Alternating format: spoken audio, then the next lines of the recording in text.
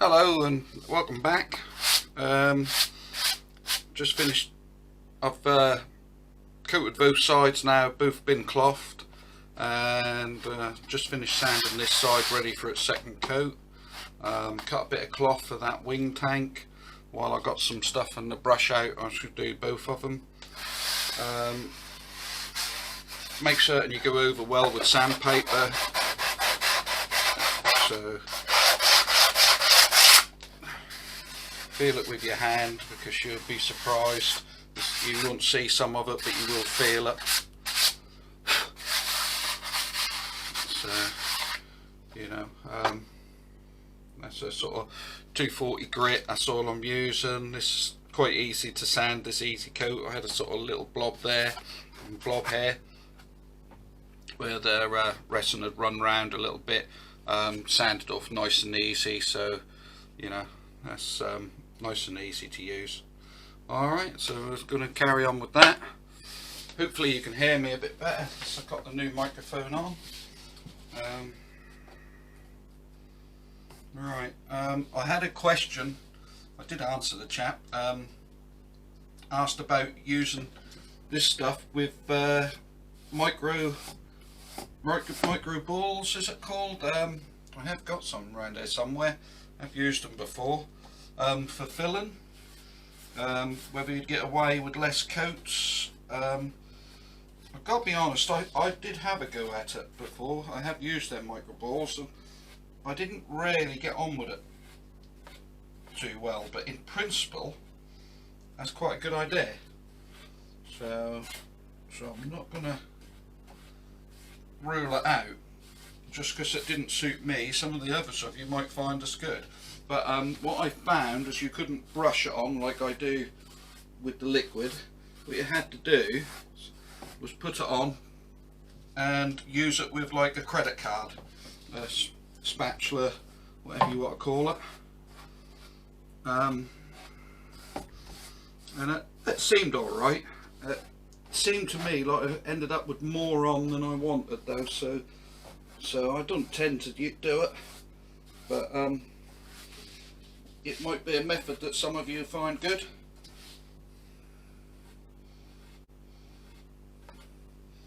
So by all means give it a try. Just because it didn't work for me don't mean it won't for others.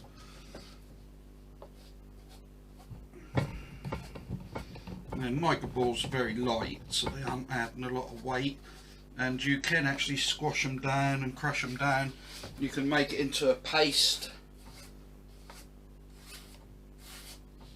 So, yeah, and as a paste, like I say, I found you couldn't brush it on like I do with the easy coat itself, but you could put it on with a credit card, no problem at all.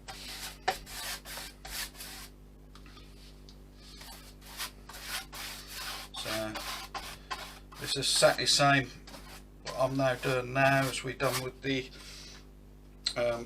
horizontal stabilizer. So this is just its second coat, so just make sure it gets a good coat, brush it through, keep it as smooth as possible. Anything we don't keep smooth will have to be sanded. So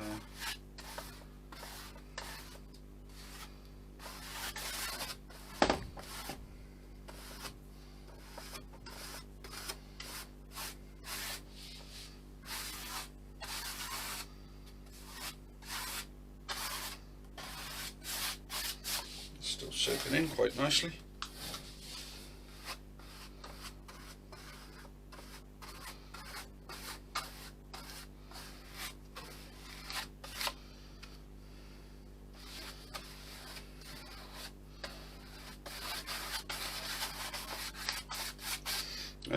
As you can see with my retracts, I didn't bother cutting around them, just laid the cloth over top and resined, and I sort of resined around them, gone onto them a bit in places, gone well over the edge, and then probably after this coat we'll now cut them out.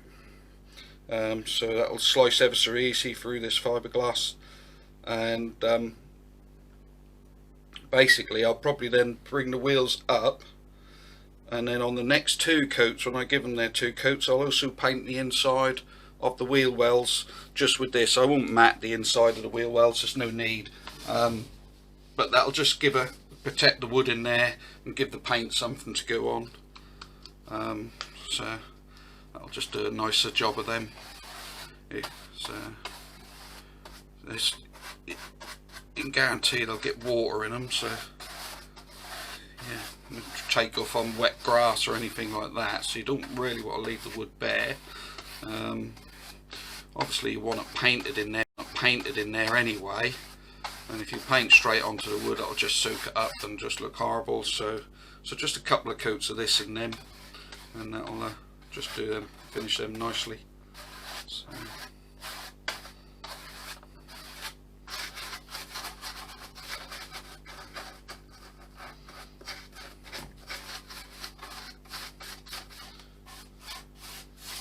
Get this edge.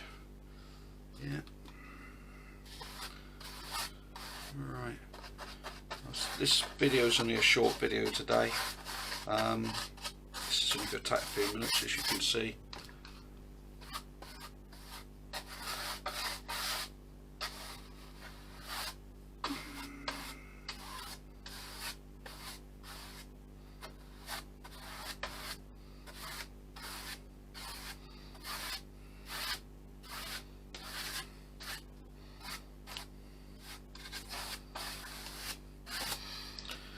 There we have it, coat number 2 done. So like I've said before with the easy coat, if you finish a coat, I'm finishing for the night now. So if you're finished for the night, don't need to do a second coat. I mean, this would be dry in half and half. I want to do the next coat, but like I say, I'm finishing for the night now, so you don't need to waste it, just tip it back in the bottle. There we go. So now if this was 2-pack resin, you couldn't do that. So that does make this quite cost effective. And again, you know, because we sand between every coat, you'd be surprised how little weight we'll add with this easy coat. This whole airplane, we'll be lucky.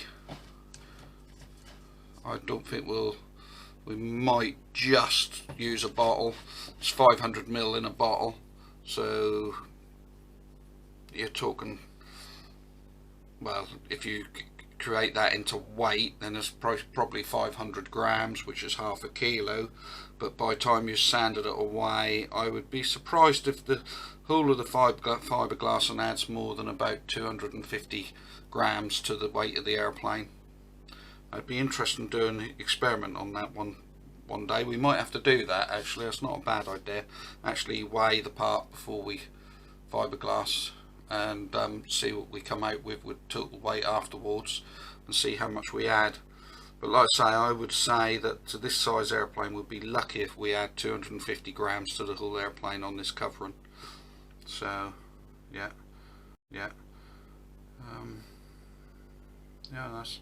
I think that's it. I'm finished. I'm just going to go and wash my brush out. So I shall see you next time. Hope you enjoyed again, just a little video. And I shall talk to you soon.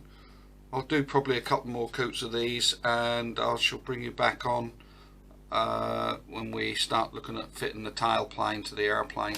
I did do the other night, just finished the